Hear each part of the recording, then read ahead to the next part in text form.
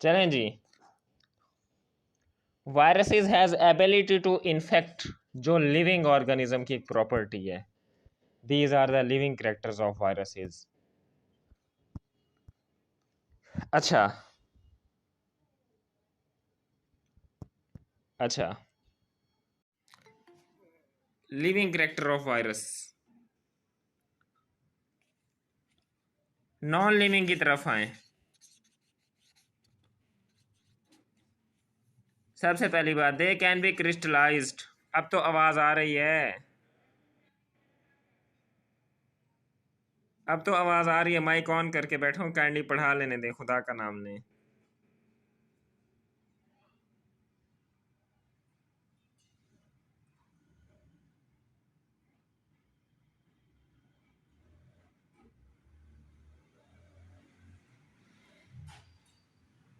अब आ रही है आवाज? आवाज आ रही है अब? अगला करेक्टर मैंने बताया कि वायरसेस जो है नॉन लिविंग करेक्टर इसके क्या हैं। सबसे पहला, दे कैन बी क्रिस्टलाइज्ड। ठीक है, क्रिस्टलाइज होने वाला क्रिस्टल नॉन लिविंग चीज के बनते हैं, लिहाजा ये नॉन लिविंग करेक्टर। अच्छा, अगला करेक्टर, ये जो हैं वो इनर्ट होते हैं आउटसाइड दी होस्ट। क्या है? इनर्ट, यानी ये अपनी रिप्रोडक्शन नहीं कर सकते, नॉन लिविंग करेक्टर है। ठीक है, अगला non living character, cell wall plus cell membrane absent होती हैं दोनों में, वायरसेस में। ठीक, अच्छा, उसके बाद एक तो ये रेस्पिरेशन काज नहीं करते, एक्सक्रीशन काज नहीं करते। ठीक, अच्छा, ये डिपेंडेंट है लिविंग ऑर्गेनिज्म पे।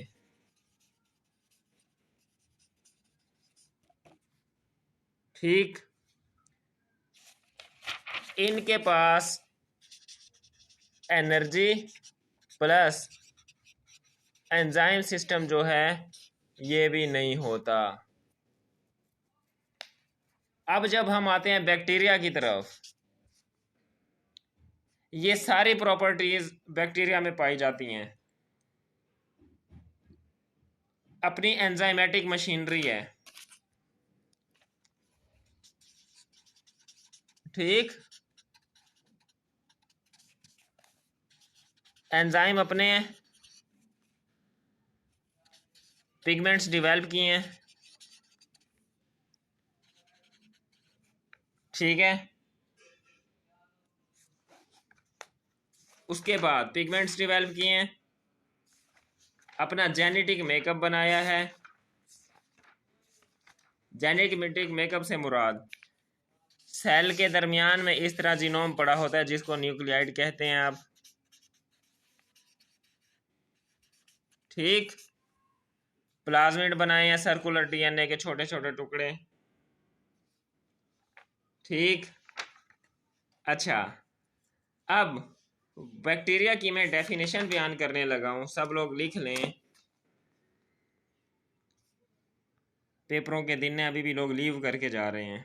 करें करें, तबाही फेरें और तबाही फेरें अपनी।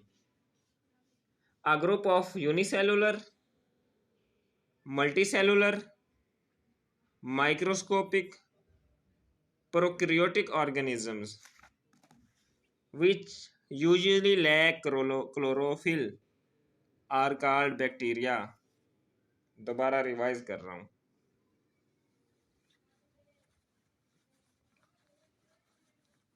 Multicellular, a group of multicellular, unicellular, microscopic, prokaryotic organisms usually lack chlorophyll are called bacteria। साथ ही लिखें but they have developed their own chlorophyll called bacteriochlorophyll। Special chlorophyll की टाइप है जिसको वो आप कहते हैं बैक्टीरियोक्लोरोफिल।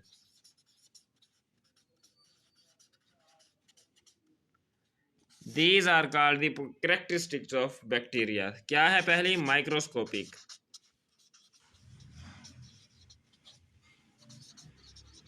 यूनिसेलुलर भी होंगे,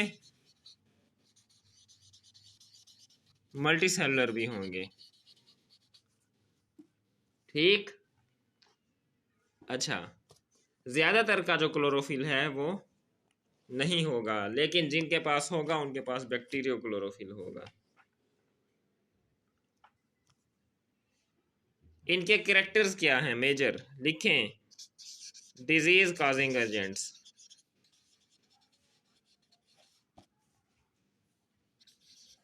प्लांट्स प्लस एनिमल्स दोनों में। ठीक। अब इनकी ऑकरेंस लिखें, कहाँ पे पाए जाते हैं? लिखें। कॉस्मोपॉलिटन इन डिस्ट्रीब्यूशन,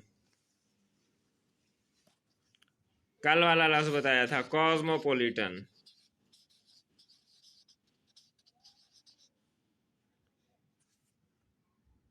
कॉस्मोपॉलिटन का मतलब सॉइल में पाए जाएंगे। कौन सा पाया जाएगा बैक्टीरिया? नाइट्रोजोमोनास। लिखते जाएं साथ साथ।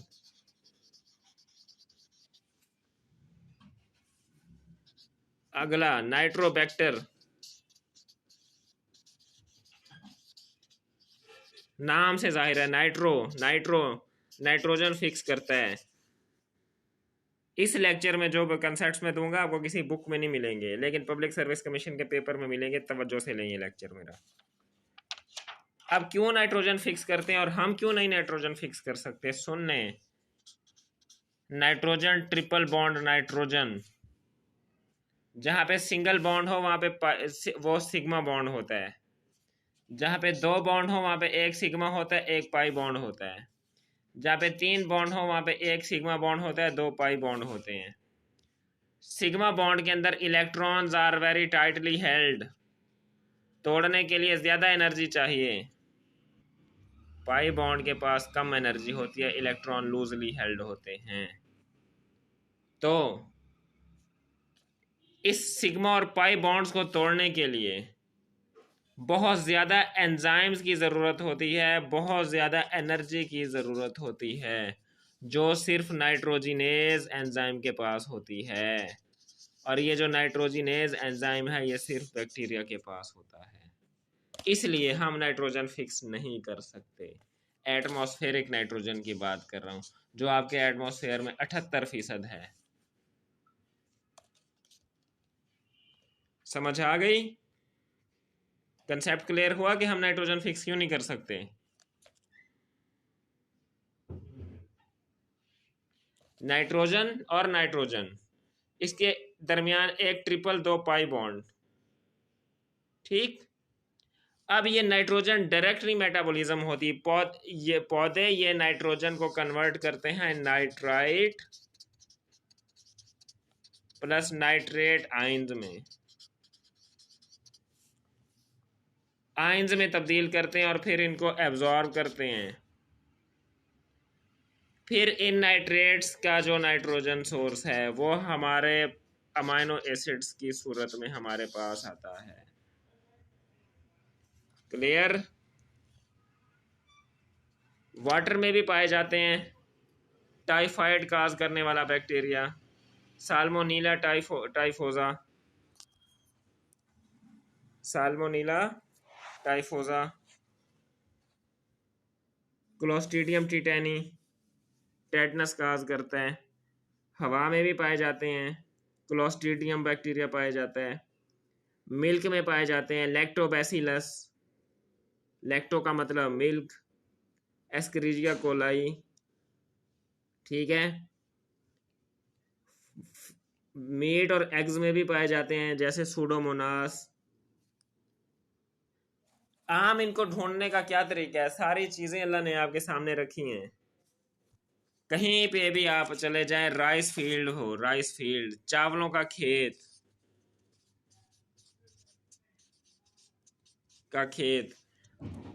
चावलों के खेत में जाएं, वहां पे जाके पानी लगा हुआ हो, जब जमीन को ऐसे, जमीन की काली काली जगह को ऐसे टच करके माइक्रोस्कोप की स्लाइड पे रख के उसको माइक्रोस्कोप में देखें, आपको उसके अंदर साइनोबैक्टीरिया नज़र आ जाएंगे। सबसे पहले ऑसिलेटोरिया नज़र आएगा। ऑसिलेटोरिया को ऑसिलेटोरिया इसलिए कहते हैं कि इसका फिलामेंट इस तरह हिलता रहता है, ऑसिलेशंस करता रहता है ऐसे, वो ऑसिलेटोरिया होगा। फिर उसके साथ आपको नोस्टॉक भी मिलेगा। ये देखें, ये इसका जो सबसे बड़ा सेल होगा जिसम का, ये हेट्रोसिस्ट है, ये नाइट्रोजन फिक्स करता है। ये सारे आपको मिल जाएंगे, आप माइक्रोस्कोप में इजीली देख सकते हैं। और चावलों के खेत के ऊपर जो पंजेंट सी स्मेल होगी, जो आपके नथनों को डिस्टर्ब कर रही होगी, वो होगी मीथेन की। यानी ये वहाँ पे मीथेन की फर्मेंटेशन काज कर रहे होते हैं। मिथेनोबैक्टीरिया वहाँ पे चावलों के खेत में बहुत ज़्यादा पाया जाता है। बताएं, कंसेप्ट क्लियर हो रहे हैं अब?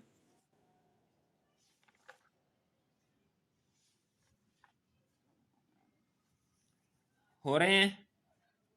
अच्छा, नेक्स्ट हम चलते हैं शेप की तरफ। शेप मैं स्किप करा रहा हूँ, आपको भागते दौड़ते बता रहा हूँ। रॉड शेप्ड भी होते हैं, ठीक है, स्फेरिकल भी होते हैं। ये रॉड शेप, स्फेरिकल, गोल, जिनको कोकाई कहा जाता है, ठीक है। स्पाइरल बैक्टीरिया जो स्प्रिंग की तरह होते हैं, ठीक है। कुछ होते हैं फंगस लाइक इनकी बॉडी होती है ऐसे, जैसे बैगियोटा स्पीशीज, बैगियोटा, और इस तरह फिलामेंट्स लाइक, इसको कहते हैं स्ट्रेप्टोमाइसिस। ये है इनकी शेप, ठीक। इनको कहते हैं फंगस लाइक बैक्टीरिया। समझ आ गई? बैक्टीरिया का सेल किस चीज से मुश्तमिल होता है? सबसे पहले इसकी सेल वाल, ये वाली, ये सेल वाल किस चीज से बनी होती है? लिखें, glycocalyx, water insoluble, sticky, viscous material है ग्लाइकोकैलिक्स। ग्लाइको का मतलब ग्लूकोज, कैलिक्स का मतलब इसमें बहुत सारी चीजें मिक्स हैं। जिलेटेनियस मटेरियल है, जेलेटन की फॉर्म में, जेल की तरह का, ठीक। ये सेल वाल बनती कैसे है? अब सेल वाल बनने का तरीका बता रहा हूं, इधर समझा रहा हूं। देखें, ये है बैक्टीरिया का सेल, ये ऐसे जेलेटेनियस मटेरियल सीक्रेट करना शुरू करेगा अपने बाहर, और ये जब पक्का हो जाएगा जेलेटेनियस मटेरियल, ये सेल वाल बन जाएगा। कंसेप्ट क्लियर हो रहे हैं? ठीक। अब ये किस चीज से मिलके बनता है? सबसे पहले ग्लूकोज, क्योंकि ग्लाइको का मतलब साफ जाहिर है। अगला, इसमें पॉलीसैकेराइड भी होते हैं,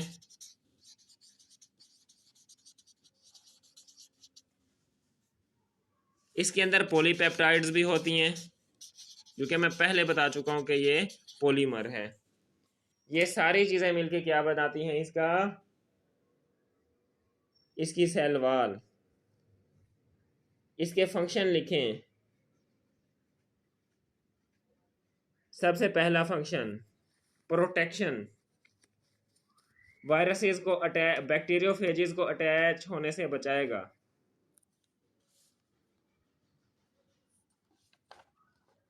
ठीक। अगला फंक्शन, बैक्टीरिया के सेल को डिहाइड्रेशन से बचाएगा,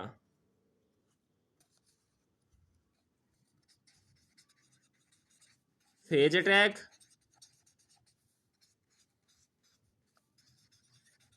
डिहाइड्रेशन से बचाएगा, ठीक। किसी अननोन सबस्ट्रेट को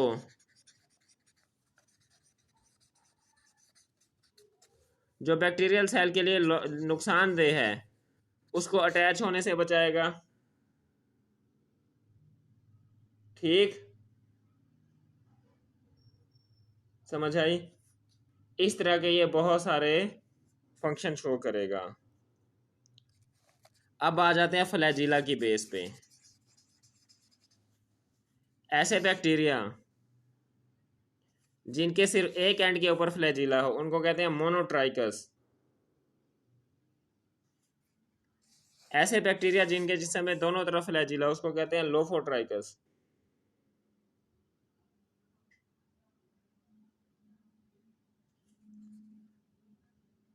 एम्फीट्राइकस बैक्टीरिया क्या होते हैं? Pair of flagella at both ends, ये एम्फीट्राइकस हैं। समझ आई? अगली बात पेरिट्राइकस।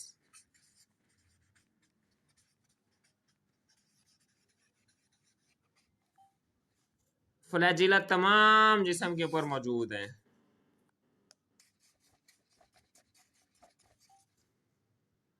इनको क्या कहेंगे? पेरिट्राइकस। समझ आ गई यहां तक?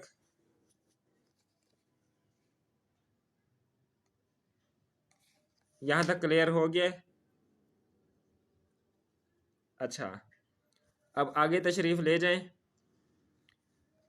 Structure of flagella. बैक्टीरिया का सेल, ये एक फ्लैजिला निकल रहा है,